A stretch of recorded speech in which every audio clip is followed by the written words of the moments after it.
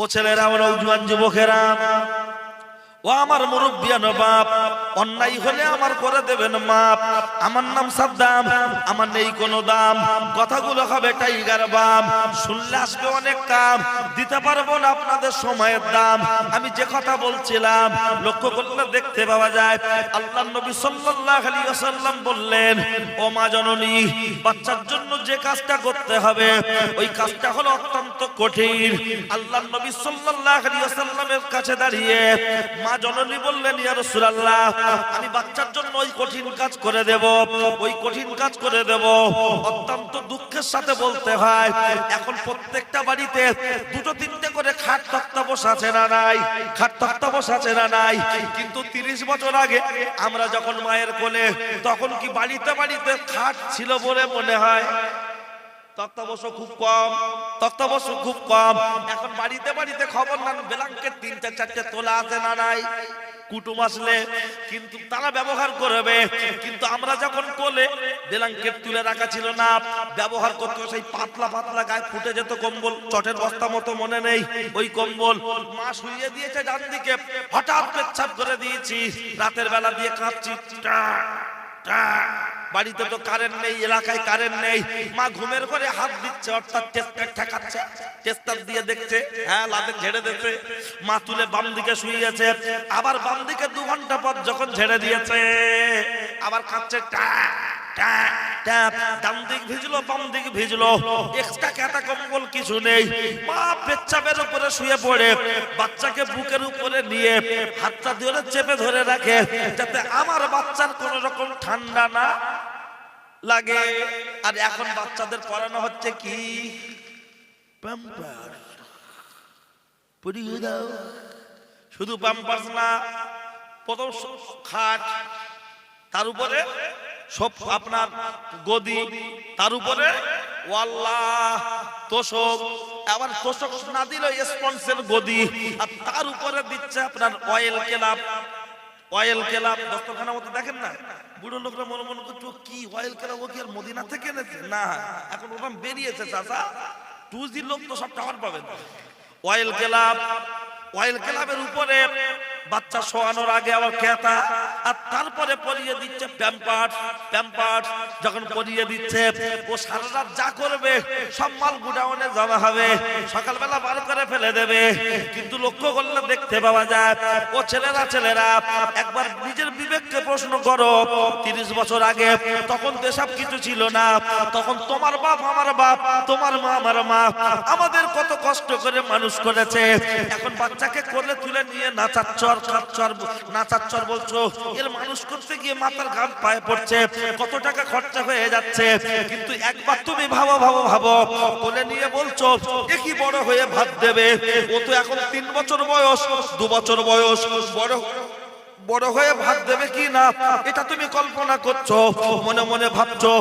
30 বছর আগে তোমার বাপ আমার মা কত কষ্ট করে মানুষ করেছে, এখন তুমি আর তোমার বাপ মাকে চেনো না। একটা বার তোমার বিবেককে তুমি প্রশ্ন করে দেখো।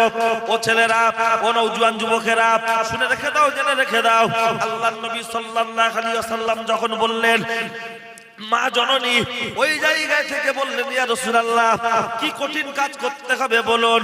আল্লাহর নবী বললেন, তোমার বাচ্চার অন্তর থেকে ক্ষমা করতে হবে। এই অন্তর থেকে ক্ষমা করা, এই কাজটা কিন্তু সহজ নয়, এটা হলো অত্যন্ত কঠিন। বলবেন প্রমাণ, একটু নিয়ে নেন। কোন মানুষ যখন মারা যায়, জানাজার কাতারে দাঁড়িয়ে কি বলা হয়? আমার আব্বা যদি কোনো ভুল করে থাকে, আল্লাহর রাস্তায় তোমরা সব ক্ষমা করে দিও। সব লোক তখন কি বলে? আল্লাহুম্মা আমিন, তাই তো? আল্লাহ তুমি ক্ষমা করে দাও, আল্লাহ তুমি কবুল করে নাও। এখন মনে করেন এটা ঢালাই রাস্তা, কি সরু রাস্তা। এখন যার বাপ মরে গেছে ওদের বাড়িটা একটু পিছনে, কে একটু সামনে। এখন তখন যেভাবে ঘটনা হয়েছে, উভয়ের মধ্যে একটু ভুল বোঝাবুঝি আছে। মারা যাওয়ার ঠিক 2 মাস পরে বিশাল ঝগড়া হচ্ছে এ বাড়ি আর ওই বাড়ির সাথে। হঠাৎ বলছে রাস্তা খেতে, তোর বাপের কবর থেকে তুলে জিজ্ঞেস কর, কিন্তু জানাজার দিন কি বলেছিল? আল্লাহর রাস্তায় ক্ষমা করে দিলাম। আর 2 মাস পরে যেই ঝগড়া হচ্ছে, হাতা গুটুচার বলছে তোর বাপের কবর থেকে তুলে জিজ্ঞাসা কর ইতিহাস, একদম রাস্তায় চলবি না। এই কাজটা হলো অত্যন্ত কঠিন কঠিন কঠিন। কোন কাজ? অন্তরের অন্তর থেকে ক্ষমা করে দেওয়াটা। মা বললেন, ইয়া রাসূলুল্লাহ, আমি আমার বাচ্চাকে ক্ষমা করে দিলাম। আল্লাহর নবী বললেন, আমিন আমিন আমিন। যখন ক্ষমা করে দেওয়ার কথা বলা হলো, আল্লাহর নবী বললেন, ঠিক আছে যাও। মা যখন চলে যাচ্ছে, আল্লাহর নবী বললেন, ও বাবা আলী, জলদি করে যাও না চলি। ওই মা হেঁটে হেঁটে হেঁটে হেঁটে বাড়ি যাচ্ছে। মায়ের হাঁটে হেঁটে হেঁটে যাওয়াটা আগে বাড়িতে যায় কি? মায়ের ক্ষমাটা আগে বাড়িতে যায়। একটু পরীক্ষা করে দেখার দরকার। একটু দেখো দেখো দেখো দেখো, হযরত আলী কারামাল্লাহু ওয়াজহু মায়ের পিছনে যেতে যেতে রাস্তায় ওভারটেক করলেন, আগে বাড়িতে পৌঁছে গেলেন। গিয়ে দেখছে যে ছেলেটার জবান বন্ধ হয়েছিল, জবান খুলছিল না, জবান লক হয়েছিল, ওই ছেলেটাই মুখে মুখে পড়ছে লা ইলাহা ইল্লাল্লাহু মুহাম্মাদুর রাসূলুল্লাহ সাল্লাল্লাহু আলাইহি ওয়াসাল্লাম। মা বাড়িতে প্রবেশ করলো, ছেলে মায়ের কাছে ক্ষমা চাইলো। কি সুন্দর নসিব হলো, ছেলেটা কলমা পড়তে পড়তে ইন্তেকাল করে গেল। ইন্না লিল্লাহি ওয়া ইন্না ইলাইহি রাজিউন। ওই কিতাবে টিকায় লেখা হয়েছে, মা যদি ক্ষমা না করত, ওই ছেলের মুখে কলেমা নসিব হতো না। মা যদি ক্ষমা না করত, ওই ছেলের মুখে কলেমা নসিব হতো না। ও শহীদুল শফিকুল মনিরুল, শুনে রেখে দাও, জেনে রেখে দাও, সাংসারিক জীবনে শাশুড়ি বৌমা ঝগড়া হতে পারে, মায়ের বেটা ঝগড়া হতে পারে, বাপ বেটা ঝগড়া হতে পারে। বউ যেমন রেগে গেলে হাত ধরে ভাত খাওয়াও, ভাত বেড়ে নিয়ে গালে দিয়ে বলো সোনা খাও সোনা খাও। যখন খুব কথা শোনে না, এমন ছেলে আছে বলে ফেলছে ধরম মা, পরে ফোন করে বলছে হুজুর বলে ফেলেছি, এখন কি করা যায়? লক্ষ্য করলে দেখতে পাওয়া যায়, বউয়ের যদি পায়ে ধরে রাগ ভাঙানো যায়, বউকে যদি পায়ে ধরে রাগ ভাঙানো যায়, বউকে যদি জোর করে ডেকে ডেকে খাওয়ানো যায়, সাংসারিক জীবনে অশান্তি হতে পারে, বাপ বেটায় অশান্তি হতে পারে, মায়ের বেটা অশান্তি হতে পারে, শাশুড়ি বউ অশান্তি হতে পারে। মায়ের হাতটা জোরে যদি ডেকে বলি, মা ভাত খাও ভাত খাও, তুমি না খেলে আমি খাবো না। ছেলে যদি 3 বার 4 বার 5 বার ডেকে বসিয়ে দেয়, ওই মা না খেয়ে থাকতে পারে না, না খেয়ে থাকতে পারে না। কিন্তু না না না না না, সে সিফাত নেই। ও ছেলেরা, ও নওজোয়ান যুবকেরা, শুনে রেখে দেন, জেনে রেখে দেন, মায়ের দোয়া এবং বদদোয়া একটা বলেছি, বুখারী শরীফ থেকে প্রমাণ দেব, অবশ্যই ও পর্যন্ত থাক। দ্বিতীয় হৃৎপিণ্ডের অনেকগুলো রোগের মধ্যে দ্বিতীয় নম্বর রোগটা একটু বলে নি, আর একটা রোগের কথা একটু বলে নি, তারপরে আবার এখানে ব্যাক করব। বলবেন কি রোগ আছে? শুনে রেখে দেন, জেনে রেখে দেন, অনেকগুলো রোগের মধ্যে আরো একটি রোগ হলো একটা, যেটা আমার আল্লাহর কোরআন বললেন, সেটা আমার আল্লাহর কোরআন জানিয়ে দিয়েছে, আমার আল্লাহর কোরআন জানিয়ে দিয়েছে, আল্লাহুল বাইয়া ওয়া হারামার রিবা। তোমাদের জন্য ব্যবসাটা হলো হালাল, সুদটা হলো হারাম। ব্যবসাটা হলো হালাল, সুদটা হলো হারাম। সুদ খেলে কতটা গুনাহ হয়। ও পর্দার আড়ালে মার বোন, ভিতরে ভিতরে নিয়েছো বন্ধন লোন। ও পর্দার আড়ালে মার বোন, ভিতরে ভিতরে নিয়েছো গ্রুপ লোন। কানটা খাড়া করে শুনে রেখে দাও, ও সুদখোর মায়েরা, ও ঘুষখোর মায়েরা, কানটা খাড়া করে শুনে রেখে দাও।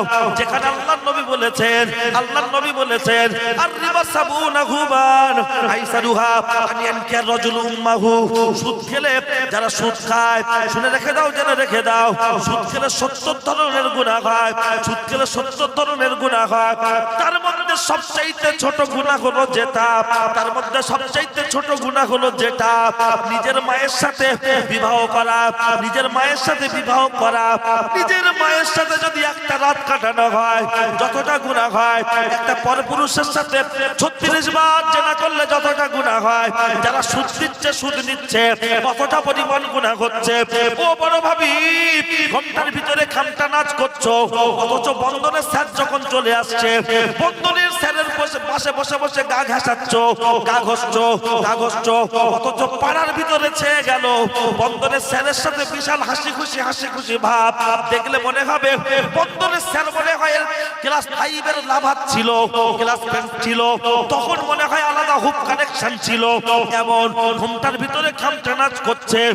আর যদি পনের আপনার লোনের বিরুদ্ধে বেশি বলা হয়, তখন একদম নামধারী মুসলমান, আধার কার্ডে মুসলমান, প্যান কার্ডে মুসলমান, ও চাল চলন দেখলে খ্রিস্টান ভাব।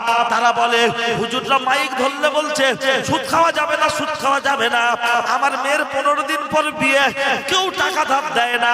ও ইমাম সাহেব তুমি টাকা ধার দাও। আমি বলবো চলে এসো, তোমার যদি যুক্তি থাকতে পারে আমারও যুক্তি আছে।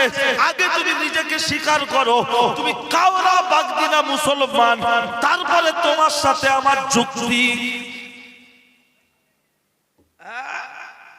কুকুরের বাচ্চা হচ্ছে 30টা, হাঁস মুরগির বাচ্চা হচ্ছে 30টা, শিয়ালের বাচ্চা হচ্ছে 4টে, কুকুরের বাচ্চা হচ্ছে 4টে।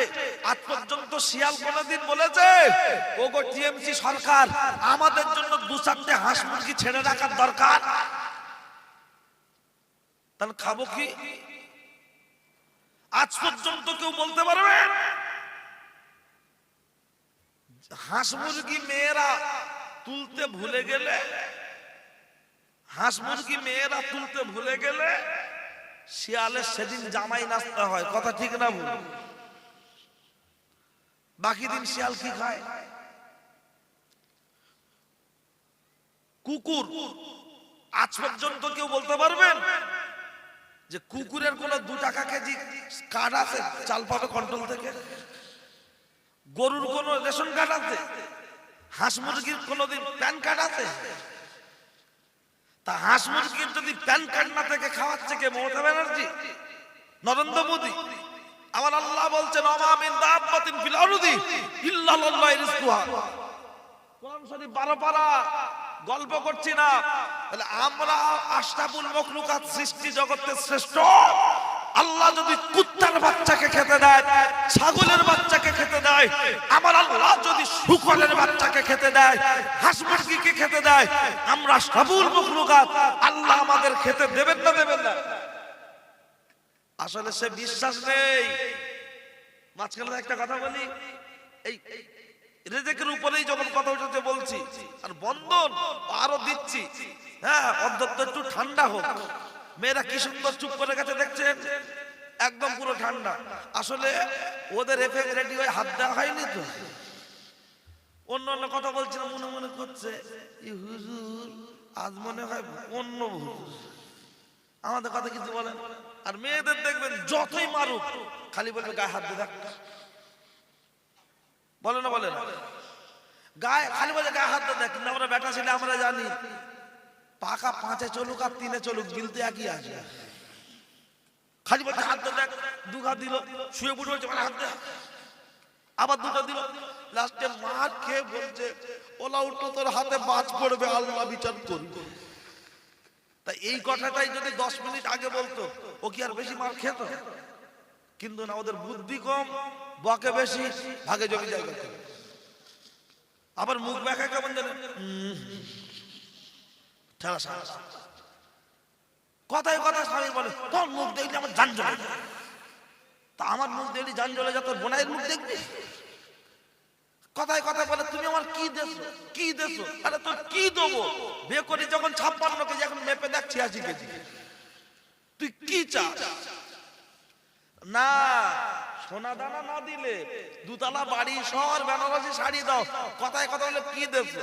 একবার শুধু বলো না লক্ষ্মী ভান্ডারে কত আছে, ও মাথা চিবিয়ে খাবে না? দিচ্ছি, পরে আসছি, ঠিক আছে? চলেন, কি বলছিলাম? সুদ। এই সুদের কথা যখন উঠেছে, আমি একটি কোরআনের আয়াত, একটি হাদিস পড়েছি, আরো হাদিস বলবো, খেয়াল করুন। কোনোভাবে যুক্তি, যেটা কোরআন ডাইরেক্ট হারাম করেছে তার উপরে কোনো যুক্তি চলবে চলবে না। 2-4টা লোক মনে মনে করছে যুক্তি দিলে দেওয়া যেতে পারে, সেটা আপনার ব্যাপার। 2-4টা লোক এতে কাপে আছে, কিচ্ছু বলে একটু হ্যাঁ না বললে কি হয় জানেন? বক্তার বলতে ভালো না। আপনাদের তো জলকার এলাকা, খুব ভালো জানেন। জিসিবির মালিক সেই কি ড্রাইভার হয়? ড্রাইভার আলাদা। তা যদি বলা হয় ভাই আমার এই জলকাটা মারতে হবে, জেসিবি গাড়ি যদি কন্ট্রাক্ট নেয়, মানে ও তো ফুরন নেবে না, ও তো কন্ট্রাক্টই ঘন্টায়। যদি ড্রাইভারের জলপানি খরচা সাইড থেকে মেরে দেওয়া যায়, অন্তত 50 ঘন্টা যদি কাজ করানো হয় আর ও যদি ভালো করে জলপানি খাবার দেওয়া হয়, অন্তত 1-1.5 ঘন্টা এক্সট্রা সেভ করে দেবে না দেবে না? মানে কাজটা একটু গতিতে করবে। তা আমি হলাম এখন জেসিবি গাড়ির ড্রাইভার। যদি মনে মনে করো তুমি টাকা নেবে, তুমি বলো, আমি তখন তুলবো, ফেলছি তো ফেলছি। আর যদি জলপানি খরচা সাইড থেকে 500 মেরে দেন, মাটি তুলে ঘাবাট ঘাবাট করে ফেলবে, লেবে না আসে তার জন্য চেপে দেবে। আর যদি মনে করো যে তুমি টাকা নেবা, তুমি বলো, তখন আমি টাইম পাস করে দেবো, কোনো ব্যাপার না। আর ফুটবল খেলা হয়, কেউ কোনোদিন বলেছে গোল দে, ও বাড়া আমি গোল দিয়েছি হাততালি দাও না, বাপ বেটা সবাই মিলে বলছে। আর যখন বলছে সুবহানাল্লাহ, তখন বলছে সুবহানাল্লাহ, মনে হয় যেন করোনা হয়েছে। একটু নড়ে চড়ে আল্লাহর নাম নেন নেন দেখি না আড়াইতে এই তখন এরাই জোরে বলেছে, এরাই জোরে বলছে, আর পিছনের লোক চুপচাপ আছে। কি গো, অন্তত বাড়ি আওয়াজটা যাক, যারা শুয়ে পড়েছে ওয়াজ শুনতে হবে না, আমাদের আওয়াজ শুনে উঠে পেশাব করে শুয়ে পড়বে। তা আওয়াজটা খারাপ দেন, আর একটু নড়ে চড়ে, কারো জবান যেন বন্ধ না থাকে, প্রাণ খুলে উচ্চ আওয়াজে কারো জবান যেন বন্ধ না হয়। নারায়ে তাকবীর। হ্যাঁ, মোহাম্মদ রফিক গান বলে গলা ফাটিয়েছে, কারি আব্দুল বাসিত কোরআন পড়ে গলা ফাটিয়েছে। আমরা ধরবো না দিদির আঁচল, ধরবো না দাদার ধুতি, ধরতে চাই দামানে মোস্তফা, বিশ্ব নবীর শাফাত নিয়ে আমরা জান্নাত পেতে চাই। কথা ঠিক কি না? চলুন, কি বলছিলাম খেয়াল করুন ভাই ও বাবাজি। আল্লাহ যা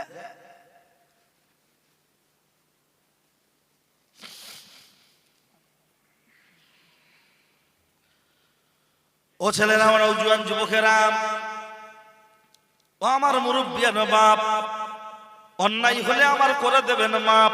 আমার নাম সাদ্দাম, আমার নেই কোনো দাম, কথাগুলো হবে টাইগার বাম, শুনলে আসবে অনেক কাম, দিতে পারবো না আপনাদের সময়ের দাম। আমি যে কথা বলছিলাম খেয়াল করে লক্ষ্য করলে দেখতে পাওয়া যায়। ও ছেলেরা, ও ছেলেরা, শুনে রেখে দেন, জেনে রেখে দেন, এই যে পাড়ায় পাড়ায় যে সুদের ব্যবসা চলছে, এর ভিতরে এটা হলো ইহুদিদের গোপন এজেন্ডা। এজেন্ডা বলবেন সেটা কি করে হয়, একটু শুনে নেন, জেনে নেন। এমনি আলুর খোলা কেউ খায় না, কিন্তু চপের ভিতরে দিলে আর কেউ বাদ দেয় না। খালি বলছে গরম আছে, বলছে বিরাট, বলছে দিয়ে দে, বিন্নুন দে, ঠেকিয়ে দিল হালারে, চলে গেল চেম্বারে। দুটো খেয়ে বলছে মারাত্মক ব্যাপার, আর দুটো দে, আবার দুটো দিয়ে দিল, ঠেকিয়ে দিল হালারে, চলে গেল চেম্বারে। আচ্ছা বলুন বলুন বলুন, এমনি আলুর খোলা কেউ খায় না, কিন্তু চপে দিলে আর কেউ বাদ দেয় না। ইহুদি খ্রিস্টানরা দেখেছে মুসলমানরা ব্যাংক থেকে ডাইরেক্ট লোন দেয়া হচ্ছে, তাতে 30 বছর ধরে কেউ নিচ্ছে না। তাহলে কি করা যায়? বলছে ভিতরে ঢুকে যাও, ভাবির আঁচলের তলা থেকে দিয়ে যাও। দেওর হাফেজ সাহেব, শ্বশুর হাজী সাহেব, গ্রামের ইমাম সাহেব, সাদ্দাম বক্তা বছরে একবার আসবে, আর দাড়ি ভিজিয়ে গুপগপ গুপগপ করে খাবে, আর ওরা দোয়া চাইবে, ওদের দোয়া পৌঁছাবে না। বদরের ময়দানে 313 জন ছিল আমার নবীর সঙ্গী সাথীরা, আর বিরোধীরা ছিল 1000। ওরা কি করে হেরে গেল? 1000 কি করে হেরে গেল? ওরা ভিতরে ভিতরে ভিতরে ভিতরে দেখলো যে এই ক্ষমতার উৎসটা কোন জায়গায়, মুসলমানদের ক্ষমতার উৎসটা কোন জায়গায়। এটা গবেষণা করে দেখলো মুসলমানদের যে ক্ষমতার উৎস, তার নাম হলো ঈমান নামক ট্রান্সমিটার।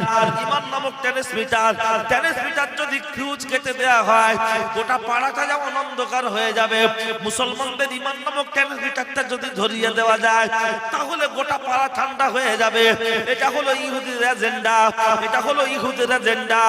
ও মা চাচি খালা, শুনছো রাতের বেলা, কানটা একটু করবে ঝালাপালা, একটু অপেক্ষা করো খালা, শুনে রেখে দেন, জেনে রেখে দেন। এটা যখন ইহুদিদের গোপন এজেন্ডা, ওরা অনেক চিন্তা ভাবনা করে দেখলো, তাহলে এটাকে কাটতে গেলে, ঈমান ধ্বংস করতে গেলে কি করা যায়? ঈমান ধ্বংস করতে গেলে প্রথম দরকার হলো ওদেরকে ছলে বলে কলে কৌশলে হারাম মাল ভিতরে ঢুকিয়ে দাও, হারাম মাল ঢুকিয়ে দাও। ব্যাংক থেকে লোন দেয়া হচ্ছে, নিচ্ছে না পাড়ার ভিতরে বউদের একটা গ্রুপ করে ভিতরে যদি ঢুকিয়ে দেওয়া যায়, তখন হাজী সাহেব, ওলি সাহেব, পীর সাহেব সবাই টুকটাক করে খাবে না। শ্বশুর যদি বলে, ও বাবা আমি নামাজ পড়ি, সুদ নিও না, আমি তাহলে তোমার বাড়ি খাবো না, বৌমা তখন বলছে আলহামদুলিল্লাহ বুড়ো, তোর আর খাওয়ার দরকার নেই, আমি কিন্তু শুধু একটা বৌমা আর নেই, ওদিক যা। শ্বশুর ও জায়গায় খুব বেশি কিছু বলতে পারবে না। ইমাম সাহেব যদি বলে সাদ্দামের বউ, ও বন্ধন করে ওর বাড়ি আমি খাবো না, ওর মাইনে নেবো না, বলবে ওরা ইমাম সাহেব রাখবো না। মানে এরকম করে এটা ইহুদিদের এজেন্ডা। মনে রাখবেন, সাইকেল ভ্যান, মোটরসাইকেল যেগুলো টিউলেস নয়, টিউওয়ালা গাড়ি যখন শোরুমে থাকে তখন দেখবেন ওই গাড়ি কখনো পাংচার হয় না, কিন্তু শোরুম থেকে বেরিয়ে এসে যখন এবার রাস্তায় চলে তখন গাড়ি পাংচার হয়, অ্যাক্সিডেন্ট হয়। ঠিক তদ্রূপ একজন নারী হলো টিউব আর পুরুষ হলো টায়ার। পুরুষের আড়ালে থাকবে নারী, তাহলে ধর্ষণ হবে না, শ্লীলতাহানি হবে না, অপমানিত হবে না। কিন্তু আজকের দিনে দাঁড়িয়ে দেখবে এই যে মুরব্বী যারা বসে আছেন, ওনাদের স্ত্রী আমাদের মা স্বামী ছাড়া একা রাস্তায় কোথাও বেরোতে চাইতেন না। মানে গাড়ে স্বামী হোক আর নিজের ছেলে হোক, তার সাথে ছাড়া যাবে না। আর এখন দেখবে, ও ভাই রাগ করে চলে যাচ্ছ নাকি, তুমি উঠে যাচ্ছ, গন্ডগোল আছে না। আর এখন দেখবেন কারো লাগে না, দুটো টাকা হয়েছে, বউ চুল কাটতে দেখবেন এখান থেকে এখান শুধু চুল ঝুলছে, শুধু এরকম করছে। দুটো টাকা হয়েছে, কিনে দিয়েছে গাড়ি। কি গাড়ি? স্কুটি। হ্যাঁ, ভাবি দিচ্ছে পিকআপ, মুখে লাগাচ্ছে মেকআপ, কাঁধে নিচ্ছে ব্যাগ, বলছে আমি জলকার মালির বউ, তোরা ঘুরে ঘুরে দেখ। অথচ ওজ্জা ছিঁড়ি আই বুড়ো বেলায় বেহাই না ফিরি, এখন ওজ্জা ভাব দেখলে মনে হবে 3 টাকার হাফ, এমন ভাব নিয়ে ঘুরছে। উপস্থিত জনমন্ডলী শুনে রেখে দেন, জেনে রেখে দেন, সেই জায়গায় দাঁড়িয়ে টিউ টায়ার যদি দুর্বল হয়, টিউ তখন ঘন ঘন লিক হয়। টায়ার যদি ঠিক থাকে, টিউ চট করে লিক হয় না। এটা হলো অতি বাস্তব কথা। তাই 30 বছর আগে মানুষের অভাব ছিল, কিন্তু তখন অত সহজে দেখবেন আমাদের মা বোনেরা ধর্ষণ শিকার হতো না। কথা ঠিক কিনা? চুরি ডাকাতি করে রাস্তায় যাচ্ছে, ছিনতাই করে ধর্ষণ করে, আলাদা কথা। কিন্তু এ পাড়ার আর ও পাড়া, এ বাড়ি আর ও বাড়ি, এরকম করে live together, get together, WhatsApp, Facebook, এগুলো দেখবেন সেই সময় যেমন ছিল না, অশ্লীল কাজকর্ম কম ছিল। আবার আসছি জিনিসটা বেরেনে দেওয়ার জন্য। সুদের কথা যখন বলেছি, আল্লাহ রেজেকের মালিক, আল্লাহ খাওয়াই কিনা বোঝানোর জন্য একটা কথা বলি। ও ছেলেরা, ও নওজোয়ান যুবকেরা, শুনে রেখে দেন, জেনে রেখে দেন, আল্লাহর একজন আবেদ বান্দা, তার নাম হলো জুনায়েদ বাগদাদি। আল্লাহর একজন আবেদ বান্দা, তার নাম হলো জুনায়েদ বাগদাদি। হুজুর একটা বাড়িতে দাওয়াত খেতে গিয়েছেন। হুজুরের সামনে 2 খানা রুটি দেয়া হয়েছে, তরকারি দেয়া হয়েছে।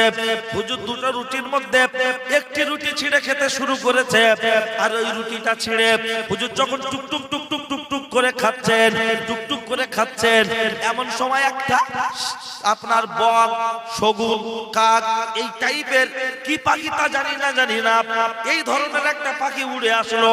হুজুরের প্লেট থেকে একটা রুটি দাঁতে করে নিয়ে চলে যাচ্ছে, ঠোঁটে করে ধরে।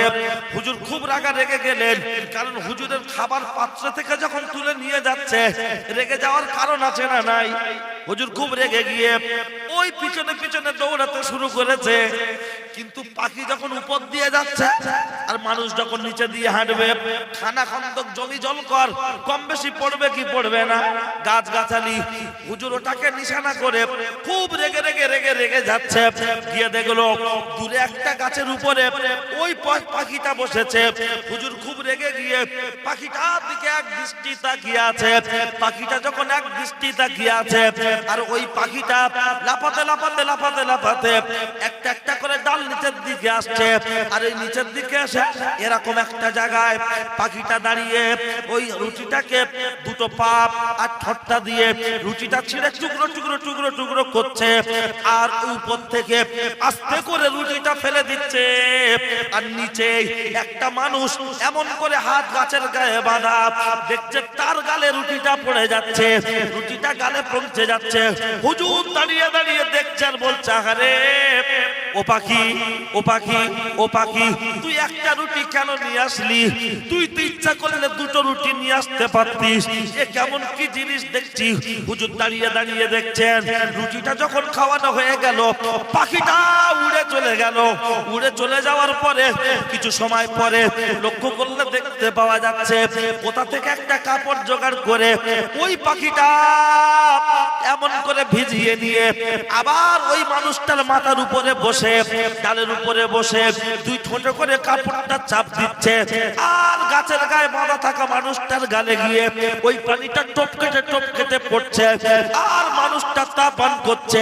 জুনায়েদ বাগদাদি হুজুর দূর থেকে দাঁড়িয়ে বলতে দেখছেন আর বলছেন, হ্যাঁ ওগো আল্লাহ, ওগো আল্লাহ, ওই একটা রুটি কেন নিয়ে আসলো? ও তো পারলে দুটো রুটি নিয়ে আসতে পারতো। ওগো আল্লাহ, তুমি মানুষকে এইভাবে রিজিক দান করে থাকো।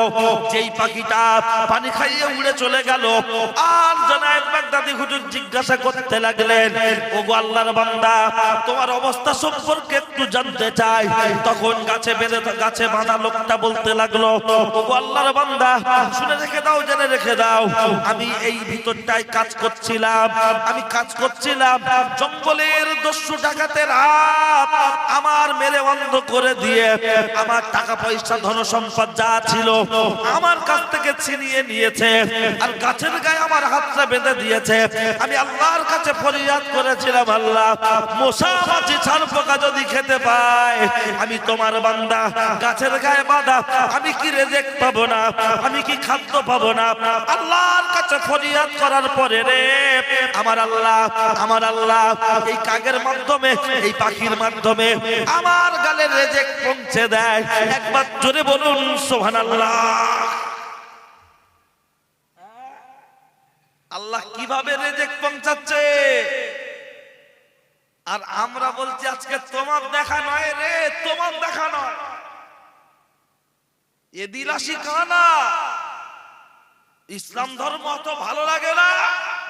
ফুরফুরা শরীফের ছোট হুজুর বীর কেবলা মসজিদের ভিতরে মুসাল্লায় দু রাকাত নামাজ পড়লেন। আল্লাহর কাছে খুব কাঁদছেন। কেন? বাড়িতে চাল ডাল কিছু নেই। হুজুরদের মধ্যে সবচাইতে বাচ্চার সংখ্যা বেশি ছোট হুজুর বীর কেবলা। বাড়িতে চাল ডাল যখন কিছুই নেই, তো টেনশন বেশি না কম? হুজুর নামাজের মুসাল্লায় দু রাকাত নামাজ পড়ে আল্লাহর কাছে কাঁদছেন। কেঁদে মুসাল্লার উপরে একটু বিশ্রাম করছেন, একটু তন্দ্রা বা একটু নিদ্রা। এমন সময় একজন ব্যক্তি এসে বলছে, আসসালামু আলাইকুম ওয়া রাহমাতুল্লাহি ওয়া বারাকাতুহু। ছোট হুজুর উত্তর দিলেন, হাতে হাতে মুসাফা করলেন, একটি ব্যাগ হাতে দিয়ে বললেন, আমি চলে যাওয়ার পরে ব্যাগটা খুলবেন। চলে যাওয়ার পরে ব্যাগটা খুলে দেখছেন ওই ব্যাগে অনেকগুলো টাকা। হুজুর টাকাটা নিয়ে বাড়ি যান। আমি হলে তো একদম মাল সে ঝেড়ে দিতাম, আগে চলে যাই খেল। তো ছোট হুজুর পীর কেবলা ওই টাকাটা নিয়ে চলে যাচ্ছেন কার কাছে? মুফতি আজম বাংলা আসাম মেজো হুজুর পীর কেবলার কাছে। মেজো ভাই, মেজো ভাই, মেজো ভাই, মেজো ভাই বেরোলো। কি খবর ছোট ভাই? বলছে, ভাইজান এই টাকাটা আমার কাছে একজন দিয়ে গেল, তো আমার ঠিক মনে কেমন একটা যেন লাগছে, এই টাকা কি আমার খাওয়া যাবে? ছোট হুজুর পীর কেবলা কিছু সময় চুপ থেকে মাথাটা উঁচু করে বললেন, ছোট ভাই, আজকের দিনে তুমি তো মসজিদে শুয়েছিলে। বলছে হ্যাঁ। বলছে তুমি আল্লাহর কাছে রোনাজারি করেছো, তোমার বাড়িতে চাল ডাল কিছুই নেই, তুমি দুনিয়ার কোন মানুষকে বলনি, তুমি সাহায্য চেয়েছো আল্লাহর কাছে। আমার আল্লাহ কোন না কোন মাধ্যম দিয়ে তোমার কাছে রিজিকের ব্যবস্থা করেছে, একটু বলুন না সুবহানাল্লাহ। আর আমরা বলছি আমরা খাটি তাই খাই, গাছের গায়ে বাঁধা রয়েছে, কে খেটে দেবে? ওর কাছে রিজিকটা পৌঁছালো কে? গ্রামে যতই বাচ্চা কাচ্চা হোক, কোনোদিন দিলিয়ার বলেছে ও খালে খাজা তোমার এত নাতিপুতি হচ্ছে কেন, মাল দেবো না? বরঞ্চ দিলিয়ার আগে খুব খুশি হতো, বাচ্চা যত জন্ম হবে রেশন কার্ড তত তৈরি হবে, ওরা কুটুম বাড়ি যাবে, মাল আমরা তুলে মেরে দেবো।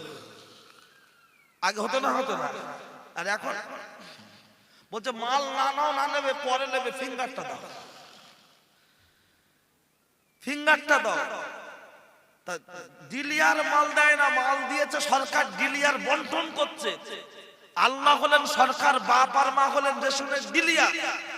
আমরা হলাম ধরতে গেছি মাল, বাসন নিয়ে দাঁড়িয়ে আছি, মা মেপে মেপে দিচ্ছে, বড়টা খাবে এতটা, মেজোটা খাবে অল্প, ছোটটা খাবে আরো কম। ডিলিয়ারের মতো মা কন্ট্রোলের মতো মেপে মেপে দেয় না। শাশুড়ি ভাত দিলে কম বেশি হয়, বউ ভাত দিলে কম বেশি হয়, দেখবেন মা দিলে প্রায় মাপে হয়ে যায়। এখন আমরা বলি মার হাতের ছানা ভালো, ও গল্প আবার আলাদা, বউ ছানা নাকি বিরাট ভালো। তা ঠিক আছে চলেন আর একটুখানি কি বলছিলাম, রিজিকের কথা যখন বলেছি, আরে সুদখোররা যে যুক্তি দিচ্ছে বিভিন্ন ভাবে, মেয়ের বিয়ে টাকা ধার দেয় না, আমি একটা যুক্তি দেবো, দেখবেন একটা ছোট যুক্তি দিচ্ছি, দিয়ে বেরিয়ে আসবো। আর এই যে পাড়ায় পাড়ায় যারা বন্ধন ঘুরছে, এতে ইবলিসের আপনার আসর রয়েছে, ইবলিসের মদদ রয়েছে। বলবেন প্রমাণ দিতে পারবেন? প্রমাণ একটু বললেই প্রমাণ পাবেন, তবে দেখি যদি সম্ভব হয় দেওয়ার চেষ্টা করব, জানি না কতটুকু হবে, তবে যদি সময় সুযোগ বুঝি পুশ করে দেবো ভিতরে। আপনাদের কি ঘুমটুম লাগছে নাকি? আপনারা ঠিক আছেন তো? তবে আমি আশেপাশে যা জলসা করেছি, এখানে লোক খুব চুপচাপ বসে আছে, আওয়াজ নেই, কিন্তু একটু হ্যাঁ না বললে তো ভালো লাগে, বুঝলেন? আমি তারা মনে হচ্ছে হিন্দুস্তানে আছি না কবরস্থানে আছি, বোঝা যায়? ঠিক আছে। আর এই তোমাদের কি ওদিকে দেখাশোনা এখন চলছে কি না পর্দা বন্ধ আছে? ও মানে আরেকটা প্রজেক্টর লাগাতে চাইছে, ও লোক বেড়ে গেছে যার জন্য ঘুরিয়ে দিতে হচ্ছে, তাই তো? ও আবার নতুন করে। আর ওরা কই মাছের জান কোথায় যাবে, এখানে পড়ে থাক। ওরা মানে মেয়েরা অতগুলো যদি মহিলা আছে, তো ওই পরিমাণ ওদের পুরুষের সংখ্যা বাড়িতে আছে না নাই? কোথায় তারা? কুরবানির দিন বিড়ি টানচার বলছে, জোহর গেল আসর গেল, বলছে কতটা চর্বি হলো বলতে না করো। কে বলছে? সুদখোর। লোকের হক মেরে 3 তলা 4 তলা 5 তলা বাড়ি, বিশাল বড় গরু দিয়েছে, হ্যাঁ, সারা লোকের তো ফাঁকি দিয়েছে, যে কুরবানির সময় একটা বড় বড় গরু দেয়, তা কানছে আর বলছে আর গরু গোস্ত খেলাম, দেখেছিস তো চর্বিটা, দেখেছিস তো? এ কাকা, কার গরু চর্বি বেশি হলো? পরিষ্কার বলে দিতে হবে সুদখোর যে তার গরুর চর্বি বেশি, তার গরু বড় বেশি। সুদখোর মানে হারামখোর, লোকের হক মারা। কারণ মাথার গাম পায়ে ফেলে 500 টাকা 700 টাকা 1000 টাকা সারাদিনে ইনকাম করে 1.5 লাখ টাকার গরু দেওয়া কি সম্ভব? বাড়ির পাশে মসজিদ, নামাজ পড়ে না, ও কুরবানি দেওয়ার জন্য 1.5 লাখ টাকা মাল রেডি। কুরবানি দেওয়া ফরজ নয়, জামাতে নামাজ পড়া ফরজ। ও গরু কেটে লোক দিয়ে সব লাইন হচ্ছে, আর ও পার উপরে পাঁচরিতে বিড়ি খাচ্ছে, বলছে জোহর গেল আসর গেল। যদি ঈদের দিন যদি জুম্মার নামাজ হয়, সেদিন জুম্মাও যায়, কথা ঠিক না ভুল? তা আমি আজকের আর ওদিকে যাচ্ছি না কুরবানির বিষয়, হ্যাঁ, কেন একাই যদি সব দিকটা বলে দিই আর গন্ডগোল, অন্য বক্তারা বলবে সব হাল চষে দেশে পুরো, হ্যাঁ। ওই জন্য আমি আমার জায়গায় আসছি, ঠিক আছে? চলে।